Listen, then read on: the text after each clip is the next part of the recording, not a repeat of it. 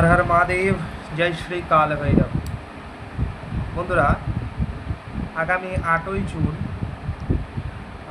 দৈত্যগুরু শুক্রাচার্য কর্কট রাশিতে অবস্থান করবেন এবং বৃহস্পতি এবং শুক্র একই রাশিতে আসবেন। দেবগুরু বৃহস্পতি এবং দৈত্যগুরু শুক্রাচার্য এসে এক বিরল যোগ সৃষ্টি করবে। কিছু কিছু রাশির ক্ষেত্রে শুভ ফল দেবে, কিছু কিছু রাশির ক্ষেত্রে একটু প্রবলেমেটিক হতে পারে। ওভারঅল আপনারা দেবগুরু এবং দৈত্যগুরুর একত্র প্রতিকার করুন। কেমন? দেবগুরু দৈত্যগুরুর প্রতিকার, দেবগুরুর প্রতিকার বৃহস্পতিবার দিন হলুদ জলে স্নান করা এবং দৈত্যগুরুর প্রতিকার হচ্ছে শুক্রবার দিন গোলাপ জল মিশিয়ে স্নান করা। এটা করুন। একটু ভালো সুগন্ধিত আতর, গোলাপের আতর অথবা সুগন্ধিত চন্দনের আতর ইউজ করুন রেগুলার।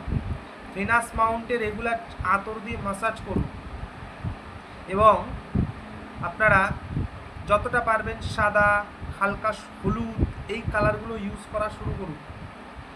এবং আপনাদের আরেকটা জিনিস বলা খুবই ভালো, দেবগুরুর অধিষ্ঠাত্রী দেবী মা তারা এবং দৈত্যগুরু শুক্রাচার্যের অধিষ্ঠাত্রী দেবী হচ্ছেন মা কমলাকামিনী অর্থাৎ মা লক্ষ্মী। তো মহালক্ষ্মী এবং মা মহালক্ষ্মী তারা দুজনকে একসাথে উপাসনা করুন।